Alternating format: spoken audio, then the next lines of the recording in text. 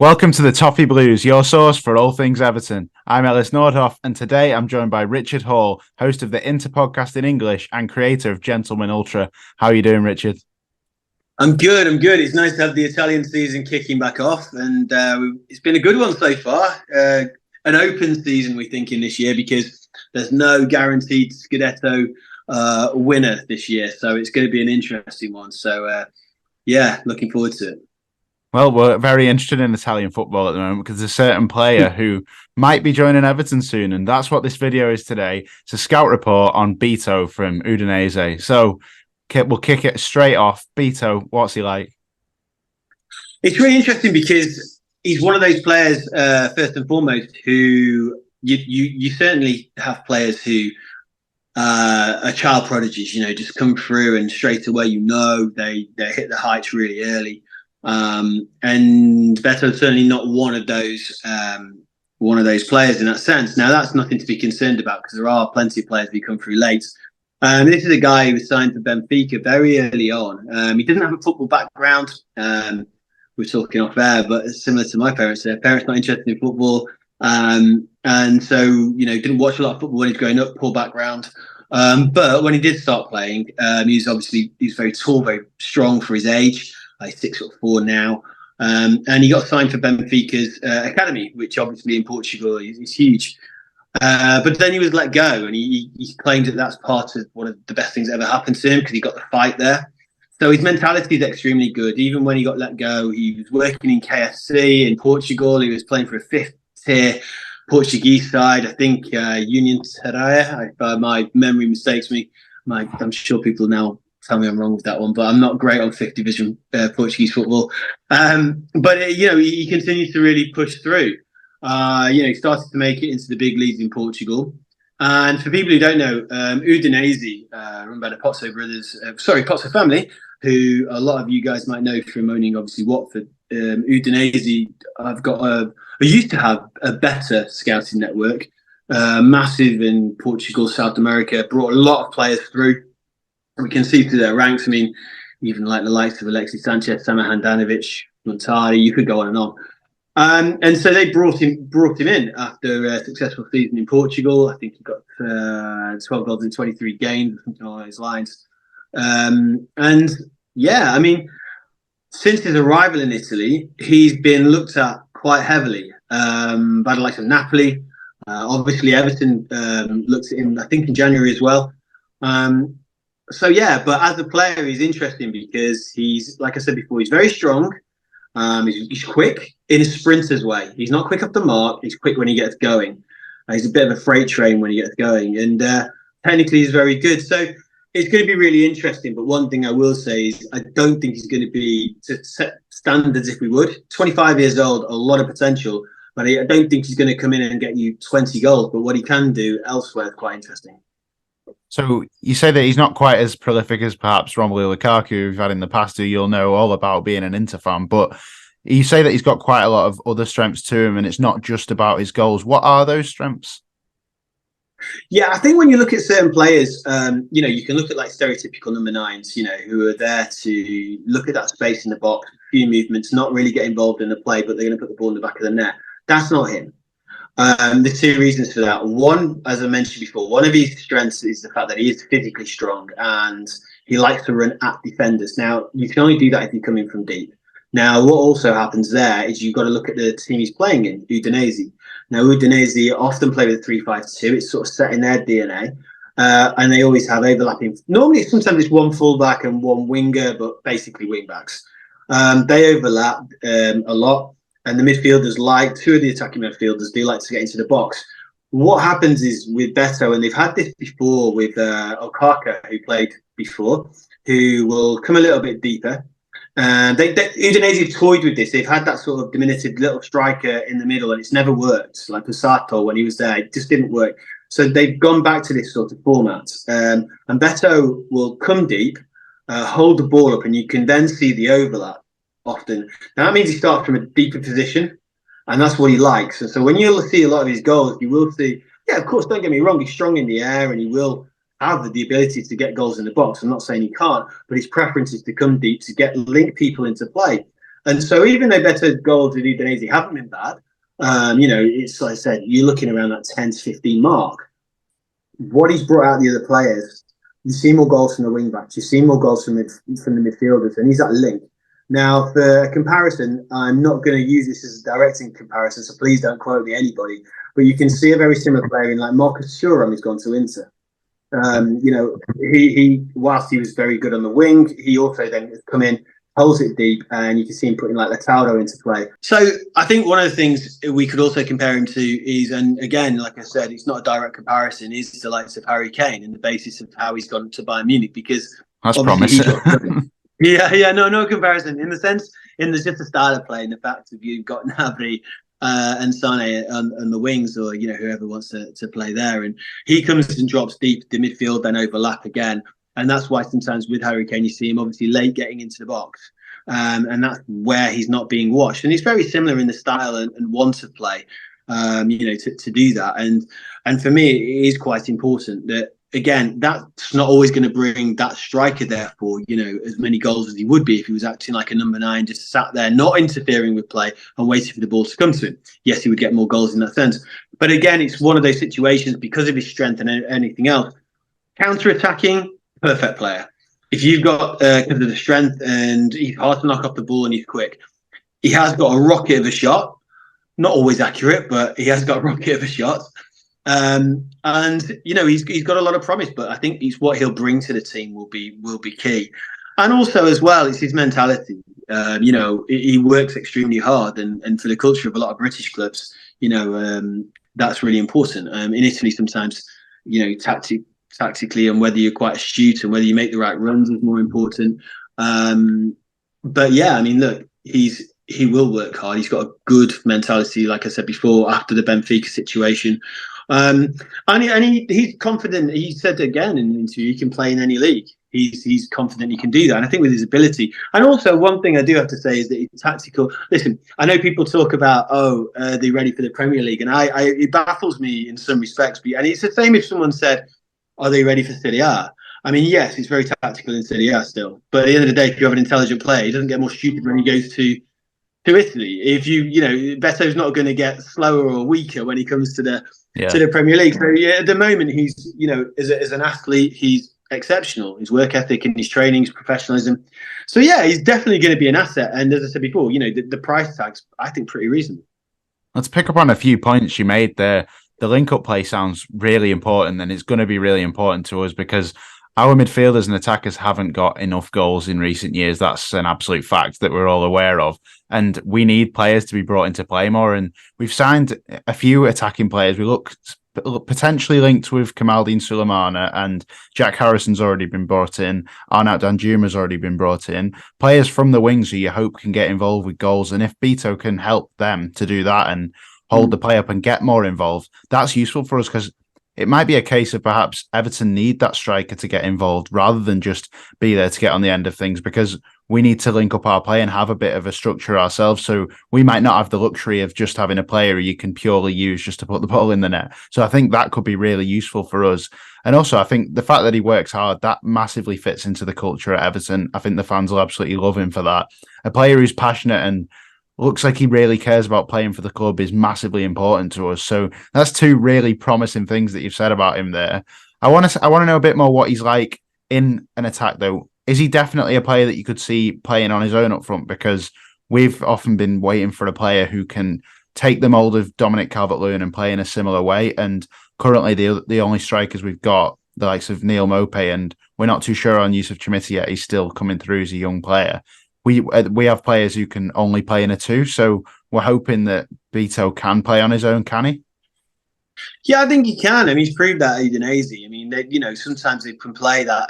Depends on who Udinese play. Obviously, they optimise that 3-5-2, so it can be 3-5-1-1.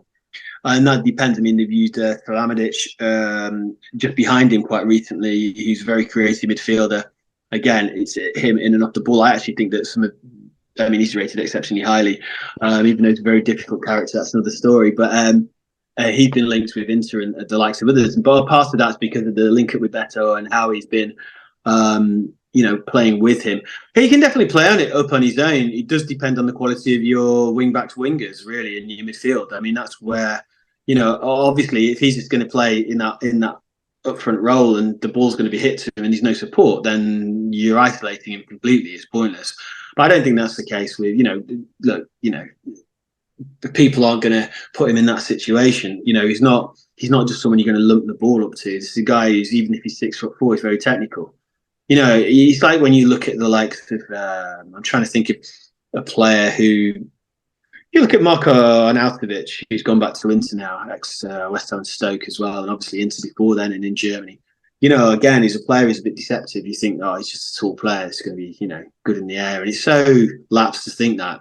Technically, he's absolutely superb. And I mean, he really is superb, with the ball at his feet. But again, it's that link up again. And with Beto as well, he does. That's not saying he can't score goals. I mean, he's one of those players where, again, a bit like Arnautovic, where ever so often he's going to unleash a shot, and it's either going to be an absolute screamingly brilliant goal, or you're going to think, why has he gone for that? But I like that in a player. Sometimes he will try something that's just completely unusual. A bit of bravery, yeah.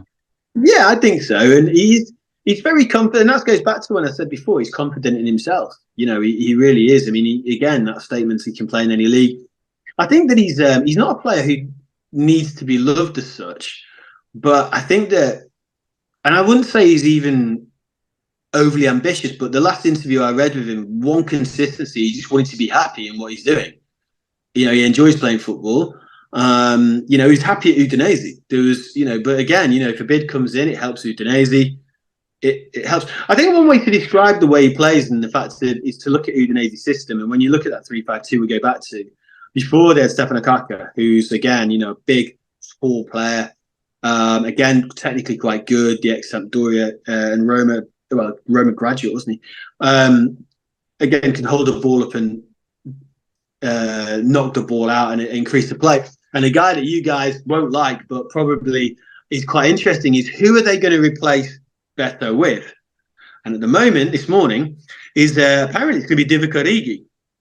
Wow. So we don't want to know about him. So, yeah, I mean, listen. What's been quite interesting about this is that Gazzetta, Corriere dello Sport, Tutto Sport, the main papers in Italy, are very focused on the big 7 clubs. Realistically, they don't really, unless there's something going on. And I've been quite shocked at how little coverage it's actually got in Italy about Beto moving. It's always been 3rd, 4th page. It's never been. And I was surprised because obviously, a signing like that going to the Premier League, not a huge amount in today's Saudi glittered transfer fees, but it's still a substantial transfer fee, and it's a lot, in my opinion, for Serie A. However, Gazzetta described Toffee Origi as a flop at Milan, but again, he's a player that can sort of, again, hold the ball up, and I think if he's consistently played, would be better. I actually think Divock Origi going to Udinese is not a bad move, because if he's consistently played, which he wasn't in his last 2 clubs, the clubs were too big for him, as simple as that, then he might be able to come into his own a little bit. And I think that's why Everton's a really good move for Beto, because I think you will consistently play him. And I think that's where you're going to get the best out of him. A player like this needs games. It's not going to work if Everton decided, thought of him as a big, tall striker who's just decent in the air and you can throw him on for the last 20, 30 minutes, it's pointless. This is a guy who's going to define your system in a sense, and be the gel, really. So, yeah, I'll be really interested to see how he gets on. That's great to know that he's going to be key to the system, because we really want to see the system be outlined this season and know that we have a proper style of play. We're still waiting to see some consistent patterns in the team, and I'd hope that having him in that side would allow us to do that and have him as the reference point to play off, but not just a player to send long balls to his head, like you say, a player to actually give it to feet and get him involved in the game. And that could be really crucial for us for getting other players into play and really involving the rest of the team as well as just him. You did touch on the transfer fee, and you said it's not quite that much nowadays, but for Everton, we're quite cash strapped at the moment, and 30 million seems like a lot. 30 million euros, I think it is. Seems like a lot of money, but we don't know how good Beto actually is. So I'd be interested to see, what do you think of the price tag? Is that good value for him? Are we slightly overpaying, underpaying? What would you say? No, I don't think you're over, but I think it's about right in today's market. It's very difficult to sort of put reference points in transfer fees, in my opinion, It anymore changes because so often, doesn't it? yeah, it's crazy. And with the Saudi influence, it's not helped things. But I think when you look at it, 30 million, and you look at some of the players. I can only use it from again. The reference point is different from the Premier League to Serie A. So maybe I'm using it from an Italian point of view, where I think that 30 million for Udinese is a very good deal. I can understand why they're doing that. They can reinvest, as we mentioned before. Their scouting network's exceptional. They'll put that back into a youth of 3-4 players rather than just one. So for Udinese, it's a good deal. For Everton, I think it's a good deal because I think if you look at what you would get for a striker for 30 million if you were buying within the UK or England, I don't think you'd get a player as good personally. Maybe you would. I don't know. Like I said, we're talking off there. My knowledge of Italian football far outweighs my knowledge of English football. But you can see some of the transfers transfer fees that are going on players that personally, 50 million here, 50 million there seems to be throwaway at the moment. But for me, I think it's at the age he is as well. 25. It's a good investment. Again, Beto is, for me, as I said before, and I keep reiterating, he's only as good as your wingers and midfield allow him to be. Right. If you focus on him and you have that structure around him, he will be that linchpin, and he will get you goals as well as linking other people, and he will create more of a team ethic because there'll be more players on the score sheet. If he's used in the incorrect way, he could be complete flop. But and that's how it is. But 30 million. No, I think in today's market it's fair. It's I don't think the wages are astronomical either. And again, he's a player who, for me, I wouldn't. There are certain players who are going to move on quite quickly. I wouldn't say Beto's one of those players. I think he just wants to enjoy his football, and if someone's willing to, start him every game like he's been doing at Udinese, then fair play. He'll stay. So. Like I said, I'm interested. I'm really interested to see how he will do. But technically good, strength, yes. Again, pace, it's a strange one. I always love to see it when he holds the ball up, plays it off, and then if you can get him behind, normally, behind the defence, he can shrug off anyone. He is deceptive. So, look, he's not been called up for the Portugal side yet. He was in the 55 that were looked at for Qatar. Again, I think he will break through pretty soon, and give a different aspect. Again, for me, from a international point of view, I'd have him in my squad all the time because he gives you a different option no matter what team you have. You can switch up the tactics there. So again, and when you talked about him playing alongside someone else, yes, that's possible because again, it's perfect. It's almost if he plays a little deeper and you've got a smaller forward or a quicker forward who can run beyond him, is the same thing as having that attacking midfielder or Trequartista, as they say in Italy, that can just play off. So I think the transfer fee, I wouldn't complain at that at all. Well, you mentioned there about him perhaps being that player a bit deeper and having a smaller, quicker forward. That could be Arnaut Danjuma for us. He could be a player who could really help get the best out of Arnaut Danjuma. And he is 25, so it's a good age, isn't it? And he's perhaps not quite at his peak yet. So I'm sure there are some elements where he needs to improve on. What would you say are his weaknesses? And do you think he's still got a chance to improve? Oh, definitely. I think he has. I think he's improved in the last season. Into the fact of, I think what you always get, from Italy, very quickly, I don't want to go labour the point here, but I used to, but still do, watched Intertrain for a long time and other Italian teams. And in England, obviously, it's normally just one training session, and in Italy they always do two, and one's with the ball. And one of my favourite ones was Mancini when we were watching him, and they literally put grids out like a chess piece, and they spray it onto the grass, and so you've got one pitch, and they have no ball for the afternoon, and so Mancini will get the ball in his arm and he'll run and say here, and if the ball's here, where is everybody? And everyone knows exactly where they are. Right. And so will have that from Udinese. Udinese very good at that. As all Italian teams tend to be. So tactically, he'll be very astute and very aware. Now, the interesting thing here is, I'm going to quote Patrice Evra, where this is where the only fall down, you talk about weaknesses, could be. Now, Beto for me is a player who needs to be told, he needs to be instructed quite heavily. And so, for instance, if he's in that structure, Patrick Evans said when he was playing left back, was it left back? Yeah, for Manchester United. Basically, as long as his centre back was here at the side of him and his winger was there, as long as he interacted with those two, he was free. Overlap when he wanted, do what he wanted. But in Italy, it's different. And when he was under Max Allegri or whoever, before, if the ball is here, you will go in your position. And that's how they hold their structure so well. Now, for Beto will be excellent at that. So he'll know that if he comes deep, he'll know that he should have wingers going X, Y, and Z. If he's just left to his own devices, I'd be interested to see. I mean, he might cope with it perfectly well, but that's something I always wonder about if the players come to Italy first and then go to the Premier League because it's a little more free. So that's one thing. Second one is his shooting a little bit, and I don't want to scare anyone with that. He's not that he's. I'm not saying that he cannot find the net. He certainly can, and when he does, he's blistering, and he's very intelligent as to where the ball is and to where the goal is. Sometimes I just find, in the nicest possible respect, when he goes, especially when he comes onto the right hand side and he tries to come back in, that's either going to go in the net like a Batistuta shot, or someone's getting killed in the crowd. It's sometimes, but I mean, listen, that's being uber harsh. I think that at 25, he's coming on and he's learning. I think he was learning a lot at Udinese. I think it's a great club to be at because it instills mentality, it instills a way of play and a discipline. I just hope that he can continue that, and I hope he gets the right instruction because I think he needs it.